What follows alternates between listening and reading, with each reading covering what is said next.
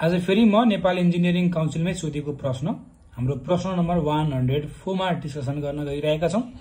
कृपया भिडियो अन्तिमसम्म हेर्दिनु होला है त।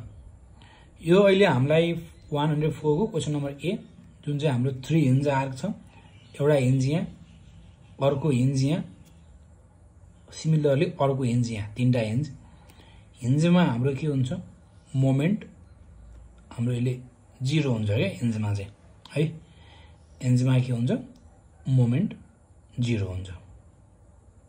भनिसकेपछि अब हामीले हेर्छौं भने चाहिँ यो 3 हिन्ज आर्कको 3 हिन्ज आर्कमा आइदर साइडमा कतै लोड लागिरहेको छ भने म्याक्सिमम मोमेन्ट कहाँ हुन्छ भनेको छ, त्यो भनेको क्राउन देखि L/2√3। यो हामीले थ्योरीमा पढ्दैन, यो हामीले उता 5th सेमिस्टरमै थ्योरी अफ स्ट्रक्चर 2 पढ्दै अथवा 1 पढ्दै गर्दाखेरि यो जुन L/2√3 छ यो चाहिँ हामी उता पढ्दैनौं, यो डेरिभेसनबाट आएको कुरा हो। भन्छ क्राउन देखि आइदर जुन दुई साइड है L/2√3 भन्ने ठाउँमा डिस्टेन्समा भनौं अझै यो डिस्टेन्समा भन्छ क्राउन देखि L/2√3 डिस्टेन्समा चाहिँ के हुन्छ, हाम्रो म्याक्सिमम बेन्डिङ मोमेन्ट आउँछ।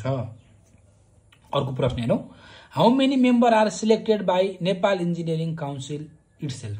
कतिवटा मेम्बर चाहिँ नेपाल इन्जिनियरिङ काउन्सिल आफैले चाहिँ सिलेक्ट गर्छ भनेको छ, त्यो चाहिँ 2टा है। हामीले जान्नुपर्ने भनेको नम्बर कतिवटा नम्बर उसले सिलेक्ट गर्छ भन्दाखेरि 2टा है त। यति नै हो आजको लागि।